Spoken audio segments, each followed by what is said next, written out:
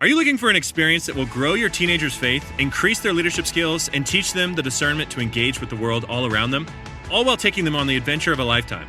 I mean, who isn't looking for that?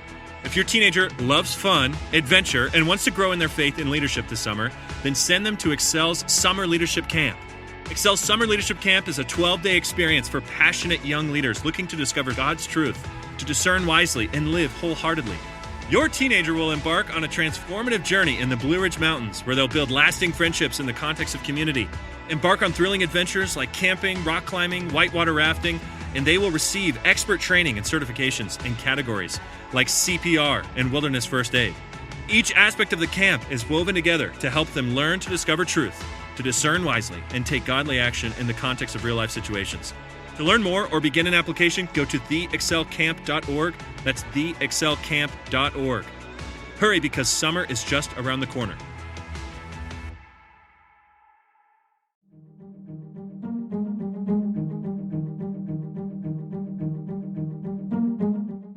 Hey everyone, welcome back to the Reclamation Podcast, where our goal is to help you reclaim good practices for faith and life. Today is episode 112 of the podcast, and I get to sit down with leader, content curator, podcaster, and Christian super connector, Brad Lomenick. I've been following Brad's career for a long time, since he was in charge of Catalyst many moons ago. Brad and I talk about curation of content, we talk about leadership, we talk about the next generation of leaders. This was such a life-giving conversation for me. I really enjoyed the connection. And if you enjoyed this conversation, do me a favor, make sure you hit the subscribe button so you don't miss future episodes. And also, leave us a rating or review on iTunes. We're trying to get to 100 reviews by the end of the year, and we need your help. Reviews on iTunes are kind of like search parameters. They help people find the podcast and hear about what God is doing through this platform. I'm so thankful for each and every one of you who take the time to listen, and I'm really thankful to be a part of the Spirit and Truth Podcast Network. This podcast network is all about connecting like-minded individuals in new ways. For more information on Spirit and Truth, check them out, spiritandtruth.life. Now, without any further ado, here's my conversation with Brad Lomenick. Hey, everybody. Welcome back to the podcast. I'm excited today to have one of the kind of a lifelong mentor in my life, in my ministry life, at least. I hope that didn't make you feel old. Brad Lomenick. Brad, how are you, my friend? It does make me feel old. Mentors usually have age assigned to them. Well, now, in all fairness, when I started in ministry, I was a little older, and when you started in ministry, you were a little younger. So there you go. The gap is not as big as it sounds. Yeah. Thank you. And one of the things that you do better than most is this idea about curation, right? And about gathering both people and content. And so I really want to talk about that for our listeners, because I think there's a lot of people out there who are struggling to figure out what they should be listening to and how they should be listening. So let me start there. How did you kind of get on the path of putting together information and people for the sake of growth? Well, I think I've been doing it for a long time. I mean, I think it's part of just wiring for me. In terms of when I think curating and curation, even the idea that, in your elementary days or in my elementary days, I was curating friends on the playground. I mean, I was figuring out like who needs to play on that team and who needs to play on this team, and who should sit together in the cafeteria. And that was just a natural, I think it's part of natural leadership that you start to be a filter, but you're not filtering for what's best for you. You're filtering for what's best for others. Now, the reason I'm doing it today is because there's so much noise. Yeah. And the more noise there is, the more information that's just ubiquitous and it's readily available. And I don't care what information that is. I mean, it can be like mindless, dumb stuff, but it's also like, think of all the voices that we have access to now that can truly mentor us or, mentor us from a distance on YouTube and podcast. And all these voices that were like, oh my gosh, those are heroes of mine. And now, we just have thousands and thousands and thousands of choices. So I think in the midst of noise and almost paralysis by too many options.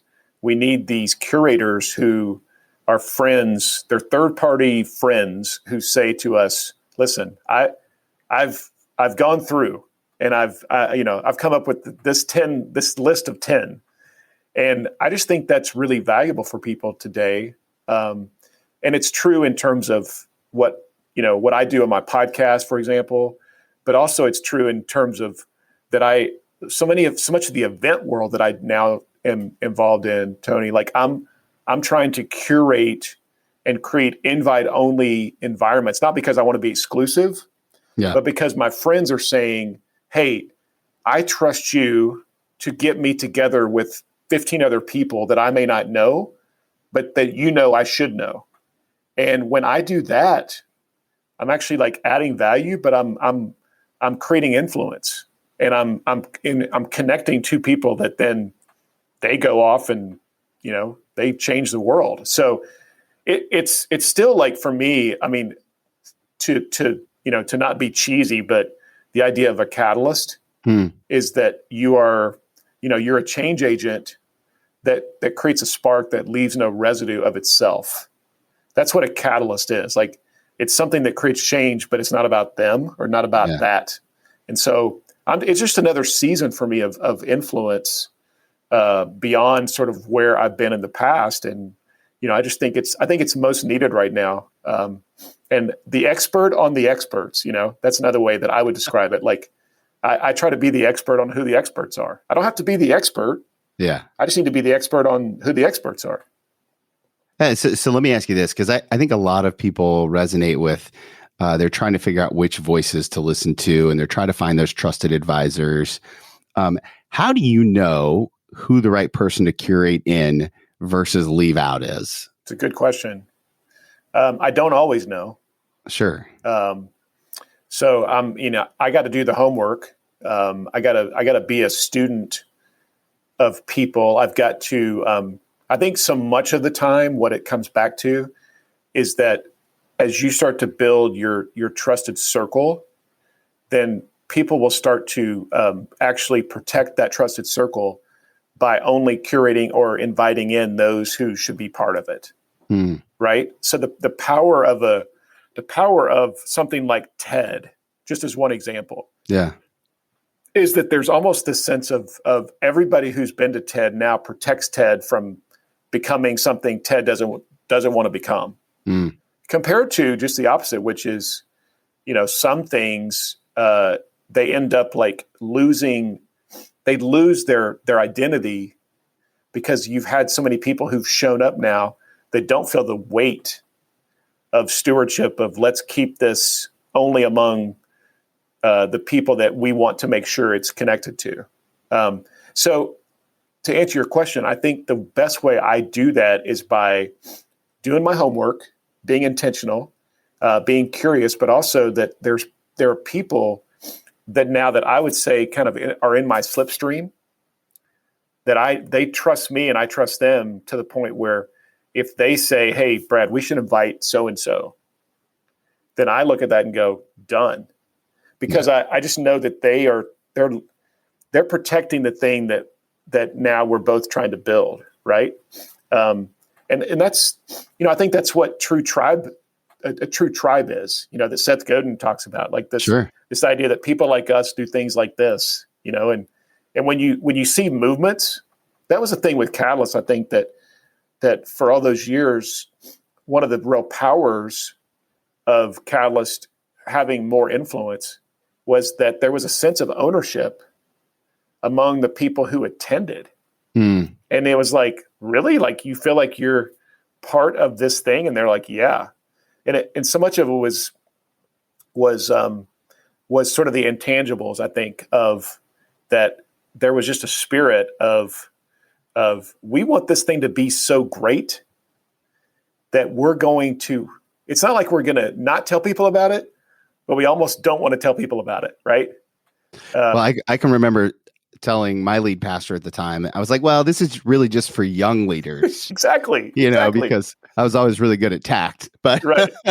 Well, there was that sense of like, I'm not even sure I want that other leader to come. Yeah. Not because I don't love them, but I sort of want it to myself, or, I only want to, there's like this sense of identity that comes from it. And you start to see people that look like that. And we have to be careful that it's not exclusivity. It's not arrogance. It's not all those things. But, there's a deep-seated hunger in all of us. And, for every pastor listening, I think the three greatest felt needs for people today in just the world and culture is who am I?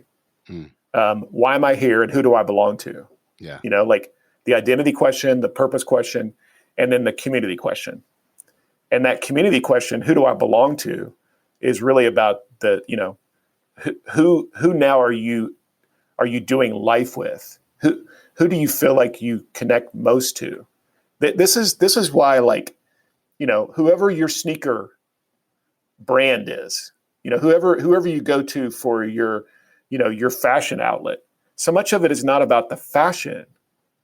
It's not about what you're wearing. It's about how it makes you feel, right? It's about, people like us we wear Air Jordans, right? And that, because it's pretty much all the same leather. Sure. Yeah. Or Tom's or, Sperry's or whatever. Right. Like, yeah, that makes sense. It's become part of our identity, and it's become kind of a calling card. There's a deeper emotional connection so many times that, even going back to the question of, how do you think about the curation side? How do you actually build connection points with a circle of people? Well, there's all of a sudden these words you use, and there's things you wear, and there's things you say, and there's the approach that you have, and it's all the stuff that now starts to like make up this tangible ingredient that people, when they see it, they're like, oh, I connect to that. Well, one of the things that I have noticed just kind of watching you from a distance is that you're really good about bringing people in for experiences. And that feels like it's a part of your connection. I'm curious, what's your assessment on the health of leaders hopefully coming out of COVID? I guess, we can say that safely now. I mean, how do you feel like the leaders that are in your circle, the leaders you've curated, how are they doing at leading? Yeah, it's a good question. I think there is I think the jury's still out, one, because obviously when you start looking at the lag measure of 14 or 15 months of a pandemic, it's the wild, wild west still. Like we're still like trying to figure out how do we actually lead in that, not even to the point of what are the measurable results of that. So there's still a lot of things to be figured out, to be analyzed. The data's not in yet. But I do know this. One, a lot of leaders who I would say have done well, or at least they feel like they've gotten through this. The reason so many of them did is because adaptability, change, the ability to pivot, all those things were already in play for them. They weren't necessarily trying to like work out a new muscle. Yeah, it was already there. And it's that idea that crisis creates opportunity. Some leaders they thrive in crisis. Mm-hmm. So the ones who I think have stepped out of this last season and they look around and go, man, I feel like I crushed it, are the ones probably who embrace change naturally. And there's a lot of those. Like, I think a lot of leaders actually who are pioneer spirits. Yeah. So many of us, we almost feel guilty with looking back and going, that was fun. Right. Because there's just so much like downside to it. There's so much like death and disappointment and frustration. And like a lot of people have really struggled, but there's a lot of pioneers who are like, and if I'm honest, I actually like really thrived during this season. So to me, that's the story that's not getting out there much. Sure. Because we're hearing like the worst thing ever, and yes, but it's also perhaps the best season ever for a lot of leaders. So to be honest, those are a lot of the stories I hear. Yeah. Because I think so many of my friends are pioneers. Like they're like, man, never before have I had more opportunities. Never before have I seen this kind of like growth. And you're also hearing that from a lot of churches. A lot of churches had their best financial year ever in the history of their church. Now, you could argue that a lot of those are larger. A lot of those, they already had mobile or digital giving in place, just around one area, which is finances. Mm-hmm. So many of them, they were already set up for an opportunity for people to continue to give generously to them through means which didn't have to change much, right? Right. But I've heard that story over and over from a lot of churches, which is like 2020 was our best year ever financially. I'm like, wait, really? Like, okay, that we're not hearing that on the evening news. Sure. And, I think a lot of it obviously has to do with the community that you're in and how many jobs were affected and, those kind of things. Of course, that all plays in. But that was certainly the case here at Restoration. We ended the year in a really strong financial position. When we started the pandemic, everyone was, we pulled everything back. We pulled back all the reins and said, hey, let's be cautious. And then, going into 2021, it's like, okay, let's open the floodgates here a little bit and see what we can do. And so that certainly resonates. Let me make it a little bit more personal for you. You're a consultant, author, speaker. You do a lot of different things. How did you survive the pandemic, and how do you feel now about yourself coming out? I'm actually like, I would say two sides of the same coin. One is that never in the last like 25 years did I ever slow down as much as I had to. Meaning like taking more time to exercise, You're a big wilderness guy, right? Yeah, hunting, fishing. Yeah. I did see a picture of you on Instagram fishing with AirPods in that everyone was talking about. Yeah, exactly. It's like, wait, is that even legal? It's like, don't ignore the fish. That's a good looking fish. Exactly. Yeah. But I was, I was probably like listening to a podcast. I think you said you were listening to worship. I kind of read through some of the comments. You're like, I was listening to some worship and fishing. Yeah, there you go. But that's how we fill our buckets, right? Exactly. So on that side, I felt like I would have the pandemic forced a break for every single person in the world. And me being one of those, and I wouldn't have slowed down, Sure. So that was like, thank you. That was life-giving.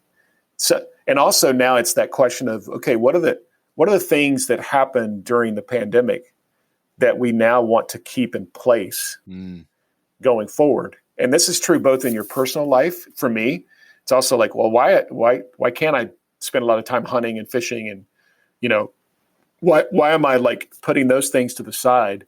Snow skiing, like anything outdoors, I need to put those rocks in first. Yeah. Into the new, the sort of the new rhythm of schedule. But the other thing is there's also these adaptions and pivots that I've seen a lot, especially a lot of churches do, that now I'm like, wait, guys, don't kill that. Yeah. Like, why are we getting rid of the daily Bible study that was happening at noon, Monday through Friday during the pandemic, that every marketplace leader was like, thank you for finally creating something that I can be part of that allows me to like get in the word in a very like appropriate, but also convenient way. And a lot of churches are now like, they're going back to, well, let's just go back to what we were doing before. Right. Sunday's coming. Let's program Sunday. Let's like put our energy back into attendance. And I'm kind of waving the flag going, stop. Yes, that's important. But all those things that you started during the pandemic, like let's not kill all those. Let's keep 75% of them around because you didn't think they were important as the pastor. Right. But everybody else in your congregation was like, finally, you're finally getting the idea of like Monday through Friday really does matter. Yeah, and making content available whenever somebody wants to consume it just feels like the church might then only be a decade behind the rest of the world instead of several decades behind, Yeah, as exactly. sometimes we're accustomed to. And you can argue, around content. And I get it, but at the same time, discipleship, Yeah. right? I mean, it's that idea of so many churches were putting discipleship metrics and outlets in place daily, or at least like weekly, that look like Tuesday night or Wednesday morning or Wednesday at noon or the Thursday get together. And so many of those things now, we're all as participants and owners and creators in the house, the local church house.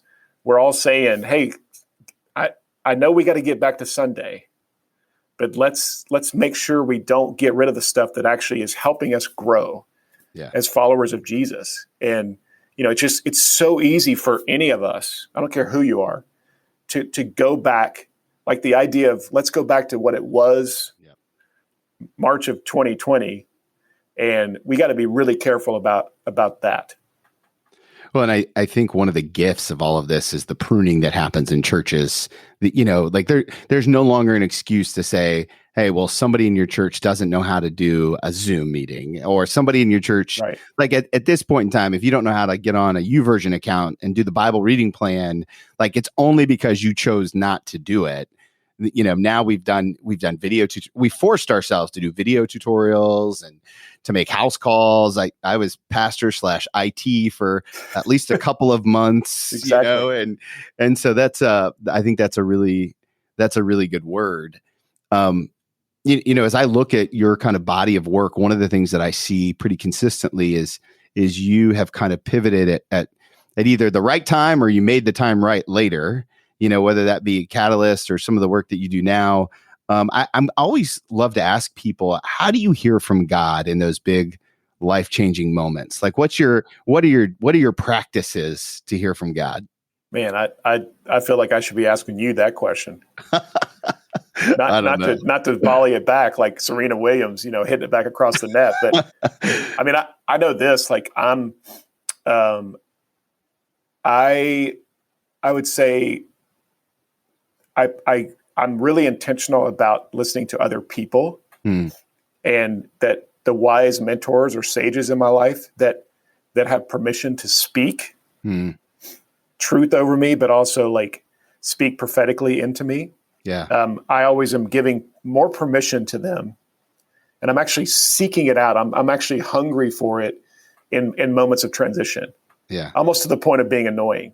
Like, again, just think of, for me, again, I think of like people who have said things, whether it's pastors or authors or just voices that I have access to. I'm like, listen, this is important to me. This is a season. I need you to actually like seek God on my behalf, please. And what's interesting about that I found, it may just be me, but I found that actually is life-giving to those people. To like, they actually, I almost think, I don't want to bother you. Right. And they're like, about time you asked. Well, I mean, it's the Peter Timothy principle, right? Like when we look at Peter's writing, he talks about Timothy and he says, this is my spiritual son in the faith. Everybody wants to tout their spiritual son or daughter, right? Yes. And it feels like that's exactly what you're saying. You got it, man. But I mean, part of me, I'm like, you're busy and I know you get thousands of texts. And here's what I find about those kind of people too, is they are busy, but they're really not busy. Like they have margin. The reason they are who they are is because they create margin to respond, so I'm actually giving them the opportunity to lean in and to live out what for many of them is a sense of their calling. So that's I find the most value usually from the people around me speaking truth back into me. I'm definitely like in this season more recently, and this, I think it's just spiritual maturity. Yeah. That I'm like praying for much more of what I would say like is supernatural revelation of God. And that's I think that's a discernment gift. I think it's a wisdom gift. And I'm hoping it's true for like me hearing the voice of God. Yeah. But I'm finding that actually it's like, I'm starting to do what I was doing to those other people. I'm starting to have these moments where I will say to somebody, again, usually younger, hey, listen, I'm sensing that like there's this going on in you. And I think this is something that I need to speak to you. It may be totally off. And what it is I feel like it's God gifting me and the Spirit gifting me with supernatural revelation. Sure. And now I'm like, man, I want more of that. Yeah. Because when it gets validated, and sometimes I'm totally off. Sometimes it's like, that's goofy, Brad. Like, I don't know what you're saying. But a lot of times it's like, man, you just said something that is life shifting. And the more you get of that, the more you want of that. I found anyway for me. So no, amen. Amen. Listen, I agree completely. I think, well, I mean, you can never have enough of the Holy Spirit. Exactly. I mean, why not, the advocate and all the things and when you live that, I was reading the other day in Acts, right? And it says Spirit enabled, right? And I just want to live a Spirit enabled life. And that feels like that is right on target with what you're talking about there. Like, hey, I'm just Spirit enabled. I'm just going with it. Absolutely, man. Well, and that's, again, for anybody who's thinking about like how they approach culture, people in culture who are lost as a goose, they want all of God still. Yeah. So, the old days of we sort of show up with this, this JV version of God. I just think people walking in, whether they're walking into your church or not, they are saying, okay, I'm not even sure where to start, but just give it all to me. So that the place where you find exegesis and expression, that's where the hot zones are, I think. Well, I think, if you couple this with what's happening with the pandemic, what we've got is this kind of God-ordained collision between experiential, Holy Spirit-filled worship and really good opportunities to engage on every other day of the week, and that feels like where the next leg of the church history will be. Hopefully, I mean, that's my prayer. At least I think that's how we get to revival. I think. I agree, man. I mean, look at what Maverick City Music, man, and their pop-up worships and all these things, and yeah, I mean, those cats. I mean, I know some of them, but it really is like just a fresh experience. Yeah, and again, it's a mashup. It's unity. It's it feels like it's not anti what it has been. It's not like I'm responding to something that I didn't like, but it's just a fresh expression. And every generation has a fresh expression. That's why I like when I think of Catalyst or other movements, but I'll just talk about Catalyst, like the power of 20 years of gathering leaders. Like if Catalyst never gathers, if Catalyst never does another event, it's like, man, that was a great run, guys. That was 20 years of like incredible impact on a generation. And sometimes like we need to let those things stop. Yeah. Or die or move on because God uses it for a certain season. And then there's a fresh expression. And so many times, movements, churches, events, you're like, wait, you're still around? and some of us need to fire ourselves, like we don't need to be the 60-year-old still trying to lead the young leader movement. And everybody's looking at us going, seriously, bro, like, I love you, but stop. Enough already. Like that, it's time for a new leader to take the reins and create something different. Well, and for all of our listeners, if you haven't listened to Brad on Carey Nieuwhof's podcast episode, I think it was 25 or 27. I'll link to it in the show notes. But you tell the story about when you got tapped out of Catalyst, and it is it is one of those moments I think in life where it was time, and you knew it was time, and it was still, but that didn't make it any less hard. No, it was hard, man. And it took an outside force. It took a guy named Steve Cockram, Right. to read me the correct mail and be like, bro, you're done. Like, let's kill Callous Brad. It's time to shoot him in the head. We love him, but it's time for a new season. Yeah, man, that's a really good prayer, I think, for the church and for our friends who are listening, and just like, let's lean into that next season, because it does feel like things are shifting. Let me just say this. Yeah. My story is not everybody's story. Because some people say, well, Brad, does that mean I I can't have a run for 40 years in the same seat? No, it doesn't mean that. But we know, we're smart. We're common sense. Like, we know when everybody around us is like whispering and going, seriously, when is he or she ever going to realize that, like, it's time? And so what we don't want to do is be the last one, right? We want to Barry Sanders that thing, not Brett Favre it, right? Oh, that's good. So let me ask you this: you've got this new-ish. I think you're 40 some odd episodes in to this podcast. What's your big vision with this? What do you hope to do with it? I don't know, man. Listen, I should be asking you that question. Like, give me some advice. My advice is seek after people you want to talk to. Well, listen, truly, like that, I just like talking to my friends. Yeah. And turn on the recorder and let other people listen. But I mean, my big vision, truly, to answer your question, is curation. I mean, the reason I'm doing this podcast, because there's tons of other podcasts. We didn't need another podcast. But I want to curate, so links, recommendations, resources, books to read, podcasts to listen to. If I'm doing that, then I can actually like add value. I think that is helpful. So that's for me, the win is I'm trying to create the podcast that I want to listen to, which is give me a few links that I can like click on and then go read that article. And that's a win.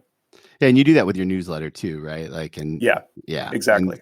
And what's the best place for our friends who are listening to connect with you online?